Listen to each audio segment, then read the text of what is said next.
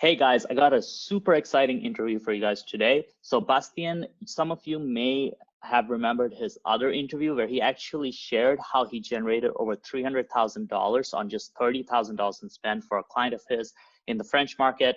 And Bastien, he is absolutely crushing it with YouTube ads.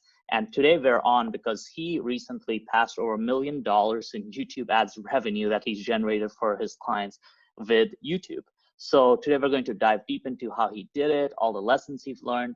And before we get started, Bastien, why don't you give us a good introduction? Where are you from? What do you do? So I'm French, so I'm living in France right now. Basically, I'm only focused on the French market. Okay, I like the fact to be niched, so I'm really niched on my own market, the one I know the best. So all my clients are French or French speaking. It means they can be also from Switzerland, from Luxembourg, from Belgium, from Canada, French part. And I'm especially based. I'm working with clients who sell high ticket. So usually with a call funnel. Call funnel is working quite good in my case. So I'm not based on e-commerce on this kind of business. I'm really focused on call funnel or direct sell, kind of coach, whatever the niche. I try to work on several niche, trading, love coaching. I worked also a bit in MLM.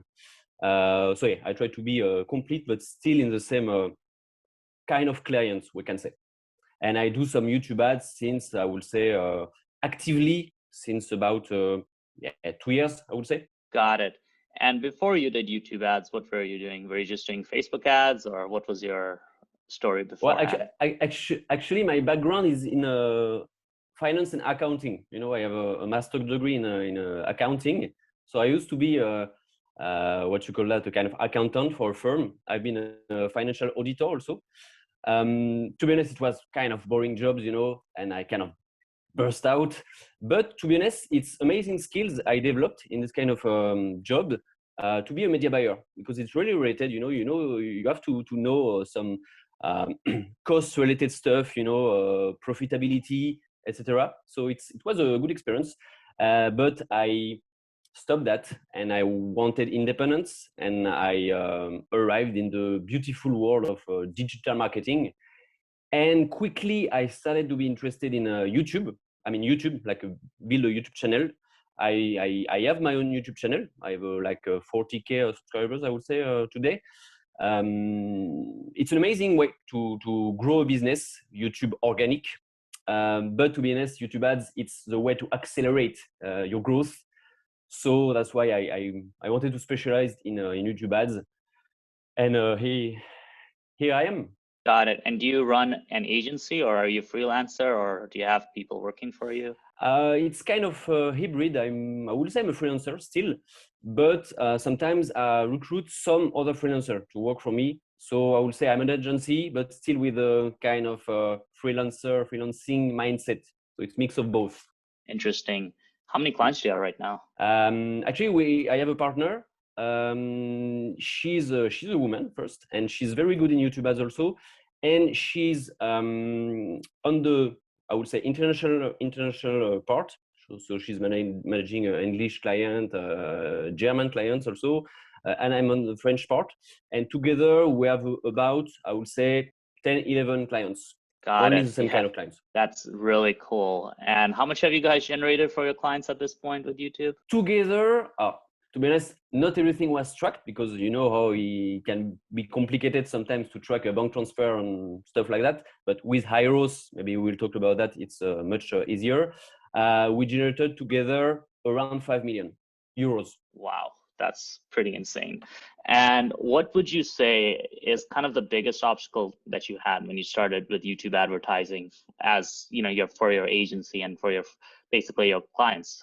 I would say the first complicated stuff was the communication with the client. And because, to be honest, the client I started with and were not so confident with YouTube ads. They were like, does it really work and stuff?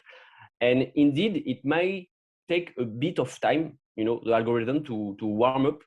And my biggest obstacle, I can say, was to talk with them, to make them confident, okay, to make them trust me.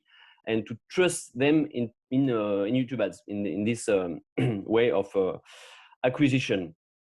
So it was for me the biggest challenge, really. Also, and that's an advice I would say to all the people looking at this video, I had an internal issue, I can say, and I needed to build my trust in myself, my confidence, because it's not that easy when you start you have to be okay with the fact to spend money of your client, and when we start, it's not that easy. And maybe some people will want to start some YouTube ads and some media buying in general, so that can be an obstacle, also a big challenge. So personally, it was also a big challenge for me, so that's why emotions management, I would say, is a big deal as a media buyer. It's super important, to do some sport, to why not to do meditation, yoga. You talked about that in your training, by the way, and I think it's very important. It's basic for me to be okay with yourself, especially here. Yeah, that's something that nobody really talks about, the mental side of running advertising campaigns, whether it be in Facebook or YouTube. Especially as a beginner, it's tough. You really have to do these practices of meditation, of maybe going and playing sports, of basically getting away from work and calming yourself down, because it can be tough at the beginning, because sometimes you're starting out with your first client, you have a lot of hesitation. The first week or so, the ads aren't doing well. There's a lot of self-doubt. You think to yourself, hey, can I actually do this? And the reality is that you're always going to have this, no matter what stage you get to in business. Even nowadays, at this point, this morning, I was feeling so down about certain things because, one of my funnels wasn't working that well. I was thinking to myself, hey, this month my revenue goals I'm not hitting them as well as I'd like. And you're always going to have that in business. You're always going to have that struggle where you're just feeling pretty crappy about yourself, and you just have to basically calm yourself down, do whatever it is that works for you, right? For some people, it's meditation. For some people, it's going and exercising. For some people, it's going and in a walk in nature. And you have to ultimately realize that, hey, you're still going to make it and everything's going to be okay as long as you keep working at it. So I'm really glad you brought that up, because nobody talks about that. And other than that kind of emotional side of things, what other obstacles did you have? And by the way, when you also spoke of the emotional side, it's not just your emotions, it's also your clients' emotions. Indeed, it's a big deal, and you're gonna have some clients who freak out literally after a few days. They were like, okay, there is no call, no call booked, no leads, no sales. What's going on? So it's your responsibility to talk to them, to be kind of a psychiatrist, kind of sometimes. It's part of the job to make them more comfortable, to make them trust you.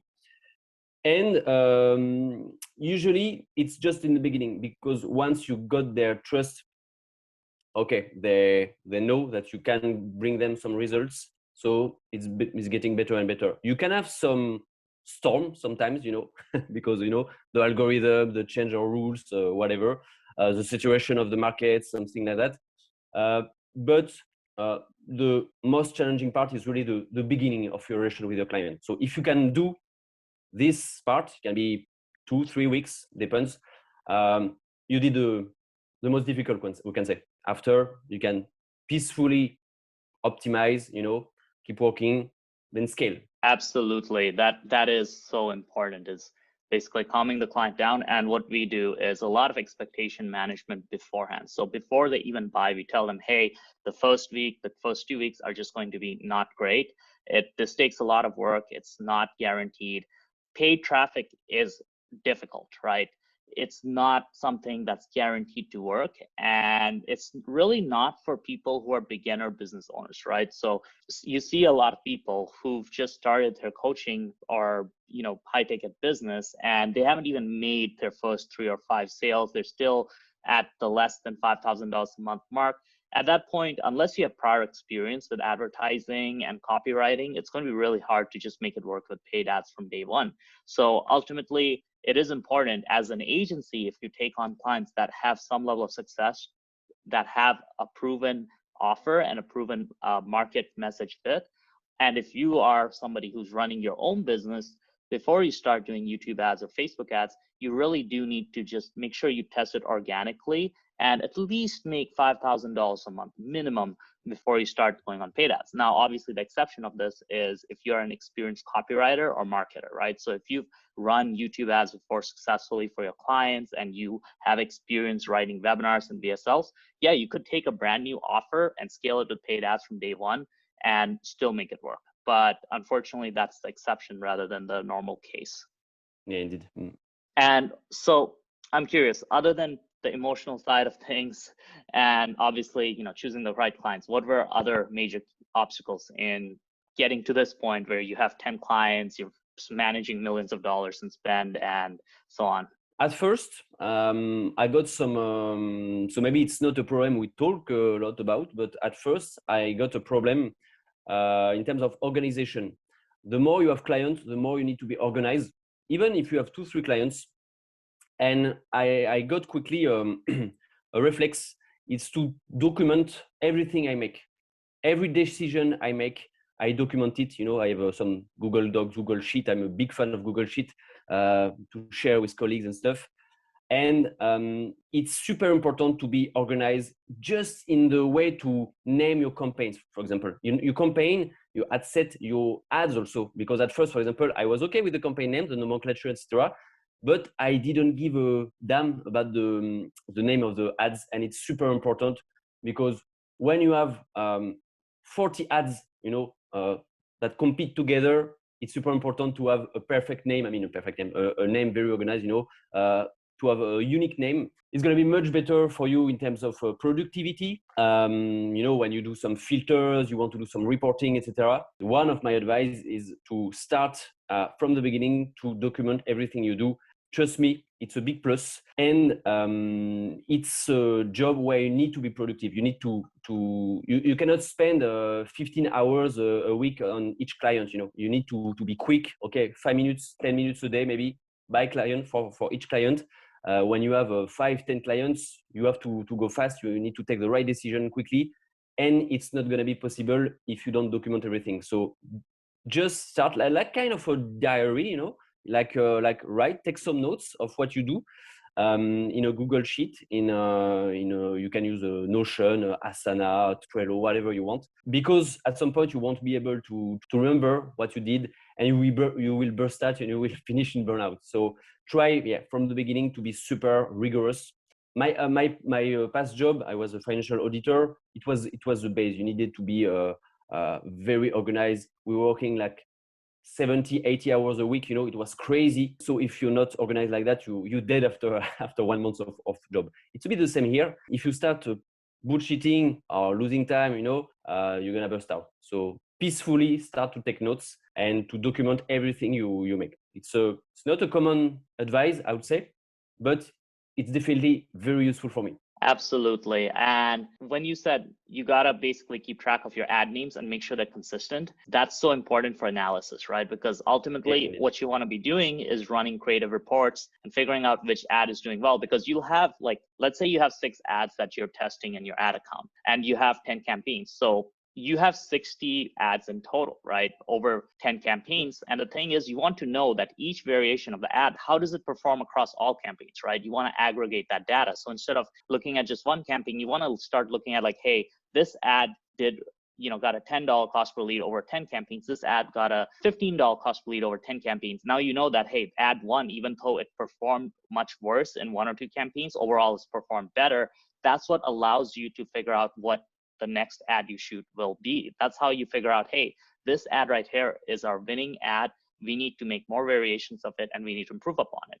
And if you don't have your naming properly done, then you're never going to be able to do that. And that's one of the most common mistakes I see in YouTube advertisers who are in the beginner stages or even the intermediate stages, is their naming and organization is crap. And because of that, they're not able to make fast decisions and they spend too much time in the ad account. So it's key. You want to spend less time in the ad account. You want to get better results. Make sure you are meticulous in how you structure your campaigns in terms of the naming, making sure everything is consistently named. You can't have the same ad in one campaign be named something else than in another campaign, because then you're just going to be lost and you're just not going to know which ad is overall the best winner. So I really thank you for bringing that up. Now, my next question for you is, you've basically been doing this YouTube ads thing for over 2 years, and you've really just been absolutely crushing it in the French market. Would you say the French market at this point is competitive or less competitive, or what's the level of competition there in France right now? It starts to get quite competitive, I would say, especially in France. Okay, a bit less, I would say, in other countries like Canada, Swiss. In France, it's getting we're still a bit late compared to US, as usual, like most of the countries in the world.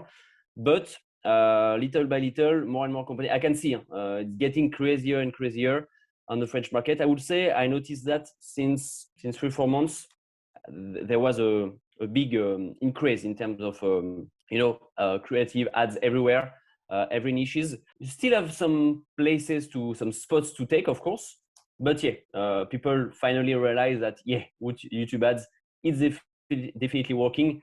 You can definitely accelerate your growth of your business using that. Many people realize that late. It's never too late, actually. YouTube ads is definitely better in my case for my clients than Facebook ads. I can surely say that. And I think it's going to be like that for a while. So it's competitive, yes, of course, compared to the English market. It's obvious. But we can say, I can say we are on the train, and the train is going slowly but surely, I would say. So people start to realize. So I would say it's a good news for media buyer, indeed. Absolutely. There's more clients and there's just more to go around, right? And here's the weird thing I've noticed. People always talk about competition, right? So every ad platform is getting competitive. I would say Facebook is extremely competitive. YouTube is starting to get somewhat competitive, but it's still doable for a new advertiser to get in there and start getting some good results. The major difference I see is in an uncompetitive market, everybody makes money, right? So you can literally have somebody who sucks at marketing and they'll make money. They can have a crappy product and they'll make money. But once you start getting a higher level of competition, what I've noticed lately is there are a lot of people making 3x, 4x return on ad spend. There are a lot of people doing really, really well with ads. However, what I've noticed is the people who have weak messages, so they have weak marketing, they don't really have something that's new or innovative, it's getting a little harder for them. So the key here is you just got to get better marketing, and you also got to be better at YouTube ads. You can't just go in there, just try random targeting, try random ads. You really need to follow a formula that kind of works versus just randomly trying things out, right? So that's one of the reasons why I think it's so important to always be basically up to speed, right? Like get the best training in the industry for whatever you're doing, right? Like if you're running an offer, go pay a copywriter who's top notch. Yeah. We're gonna literally hire a copywriter right now to write a video sales letter for us for $15,000, right? It's that you can't skip that kind of stuff, right? Like if you're trying to get high level results, you gotta invest in the education and also, hire people who are really good. So it's a good thing for media buyers because business owners are realizing that, hey, running YouTube ads, it does require skill. I can't just throw on any ad and start getting amazing results day one. It actually requires somebody who knows the platform inside out to keep getting those high level of results. So that's something I thank you for bringing up. I know you mentioned that, okay, you've generated probably like, you sent me the proof over of you doing over 7 figures with YouTube ads for your clients. What is kind of the best client case study you have? What is your favorite niche or your favorite client? You don't need to say their name, but I'm curious to hear about like one scenario where YouTube ads has just transformed your client's business and also your business as well. Usually making money is definitely good. I have a client, I have 2 clients related to money making, we can say. One is specialized in Forex. So surprisingly, it's working. I mean, sometimes we have some ads, how do we say, refused, but most of the time we claim and it's okay. And the other, we thought it was also tricky, but this one is in a more crypto, investment in general, but we try to push it a bit through crypto, which is kind of sensitive for Google, as you may know, like Facebook. But the copywriter is very good, and we find some way to to make it not so crypto friendly, you can say, but it's still related to crypto. Once people are in the funnel, we talk about crypto. You just need to be careful about the ads and the landing page, and the rest you can be a bit more peaceful and free. So those one are amazing in terms of results. Another one, actually, the client I made the biggest amount of money, I can say, it's in self-help, how to make the best version of yourself. It's a kind of slogan, you know. This one is crushing it since I would say since 2 years. So it's amazing. Huge YouTube channel, like 300 or 400K. It helps a lot for the branding, etc. So this one is very good. And another one also more original, I can say. It's a love coach. Love coach selling high ticket coaching from 2 to 4K euros by phone. And this one is pretty good also. A bit more tricky because, for example, we cannot use the remarketing audience of the YouTube channel because it's totally blocked by YouTube. You know, seduction, love, etc. It's a bit complicated. Sexuality, etc. So it's complicated, but still the results are good. So I'm very glad. And I'm not managing this one directly, but my partner, maybe she will be invited to your show also.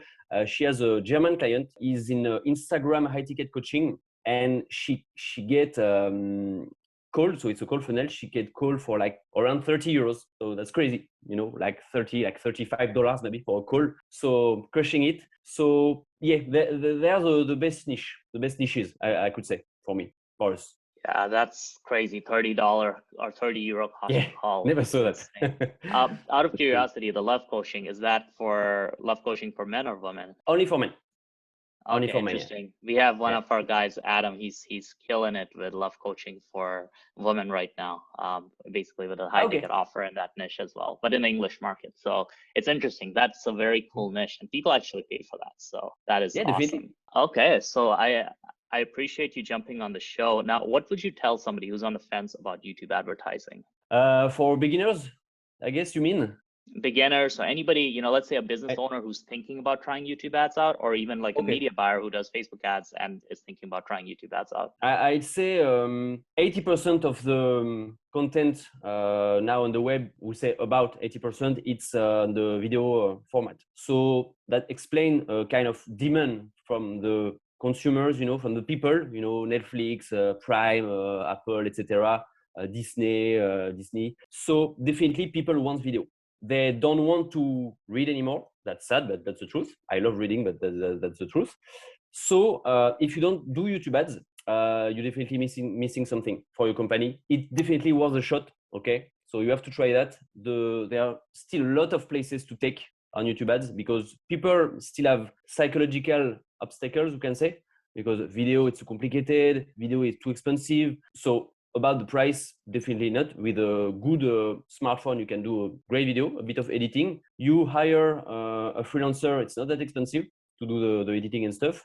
You don't need any more to pay $5K, $10K dollars to have a good video quality. Okay, first thing. And then on the psychological aspect, just think that everyone now, or almost everyone, is on the social networks, Facebook, Instagram, YouTube a bit less, but so everyone is okay now to show themselves. It's not a problem anymore. Everyone, there is no privacy anymore. So don't be afraid. Go for it. You don't even have to show yourself. Okay, you can. You have some other way to do it. But definitely. And the last thing I will say, YouTube is a search engine, not like Facebook. Facebook, Instagram, they are not search engine. So if you do some YouTube ads, you can literally enter in the brain of your potential clients because it's based on intention. You know, like keywords.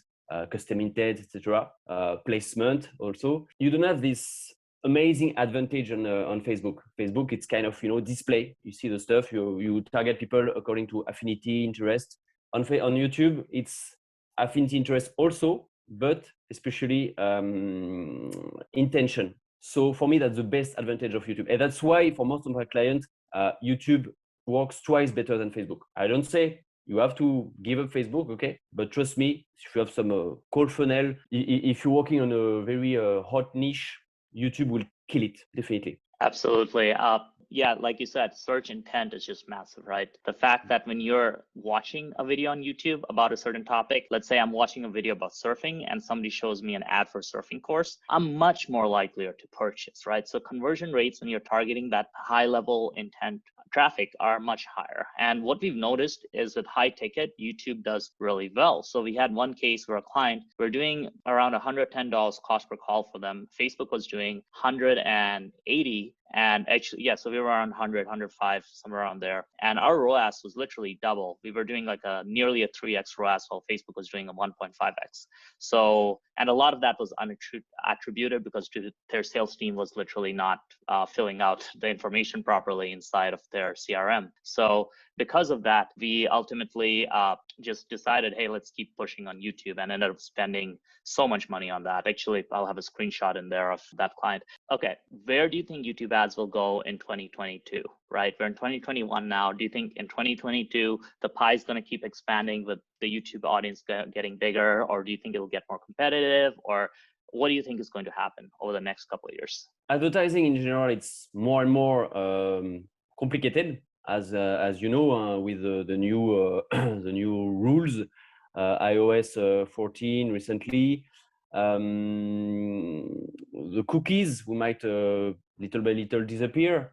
So of course it's going to be more and more difficult. Not only YouTube, not only Google, Facebook, everything. Okay, related to privacy issue. You can say in Europe we have a GDPR, but apparently it's kind of getting worldwide. So it's not only Europe. I think it's not going to be a problem for at least 2 years, this kind of stuff. Okay, around 2024, 25, it might be a bit tricky. I think the advertising will change in the next 2-3 years, like literally. But for now, I think we should be safe. Okay, I'm not I don't see the future, but I think we should be safe. On YouTube, definitely. If you're not on YouTube yet, 22 is going to be as amazing as 21, as 20. I have more and more demand personally. I have more and more clients because we're not so many to do media buying in YouTube compared to Facebook. So yeah, personally, I have more and more demand. It means there are more and more business wants to do that. So definitely 2022 it's not gonna be an issue for YouTubers, and I think it's gonna be even more than now. I'm absolutely confident on that. So the question is, when will you start? And my answer will be today, of course.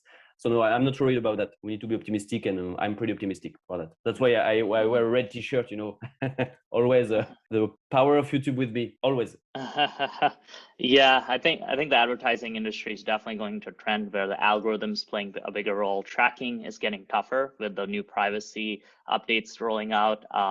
As you mentioned, Hyros is a great tracking tool that we've been using to help, look at better data as compared to the pixel data, which has been getting less and less accurate. But that's a whole discussion of itself, right? I have a video on how iOS 14 is affecting YouTube ads. I'll make sure there's a card or link up there, and also an end screen for you guys to watch. But yeah, it's definitely changing. And what I've noticed is, as an advertiser, it's becoming more and more about the creative, right? So as an agency, as a media buyer, you got to get better at helping clients with their creative and helping them guide with that. So that's where we've been putting a lot of effort, is figuring out better solutions to creative, figuring out how to script better ads, how to basically help our clients do better ads, because that's something that no matter how much the algorithms involved, you always need to figure out creative. And that's something that most business owners really struggle with. And that's something that's worth a lot of money if you can solve that problem for them in terms of the creative. So that's kind of my prediction for where the market's going to go over the next 3 years. I think agencies that really go all in on creating amazing creatives are going to do really well, while agencies that just, focus just on the algorithm side, that's where things will be kind of weaker for them. Now, one last question for you. So you joined the YouTube ads training program, I believe 1.5 years, 2 years ago. It's been a while. Like, you've been asking questions in there for a long time, which is awesome, because I love it, because all the guys who ask a lot of questions are the guys who make the most money from the program. So I appreciate that. What would you tell somebody who's kind of on the fence, they're watching this video, they're kind of thinking about like, okay, should I check out this training program? Should I invest in it, etc.? What would you tell them? I bought the program. I joined the program in 2020, more than 1 year ago, I think. I forget exactly when. And I would say it was the best investment of the year. I try to, keep watching training, Google Ads, Google Analytics, GTM, YouTube ads, and definitely it was a game changing for me, for last year and for this year. and for my clients, because of course it has an impact on me, on my skills, but then on my client's business, because it's very complete. And what I like the most, you spoke a bit about it, it's the group, the community, you know, it's very alive, very, very alive, and very professional. I really appreciate that. The content of the training is amazing, and I appreciate the updates, regular updates, but the community make the thing even better, even more, I don't know, that's like shiny, you know, it's very shiny, and I like to see this bright every time I go on Facebook, and I can learn. Every time I go to your group, I learn something, you know, it's nice to try together, the buddies, the YouTube ads buddies in the community, to try to figure out together the solution. I met some guys through your group also. For example, the Kelly is on the French market like me, kind of. I mean, it's French speaking like me. We met through this group, and regularly, for example, we have a monthly, we have a meeting together and we discuss about that. So it's very what I appreciate in this program, and more generally in this program plus community. So the community is definitely the bonus for me. It's definitely what I was looking for in a program, more than just the program. I appreciate that. Now, where can people find out more about you? Let's say we got somebody in the French market, they want somebody to run their ads. How can they reach out to you? They can first see what I'm doing on my YouTube channel. If they speak French, of course, it's a French YouTube channel. So it's my name, Bastien Desveaux, Desveaux. Or you can easily find me on Facebook. That's the easiest way to contact me. You look for that, for my name, first name, and you will find me easily. And feel free to discuss with me if you want. So guys, two links below, Bastien's YouTube channel and his Facebook profile link. And also I'll have a link to the YouTube ads training, so you can go check that out. Now, the next video, I want you guys to watch two videos.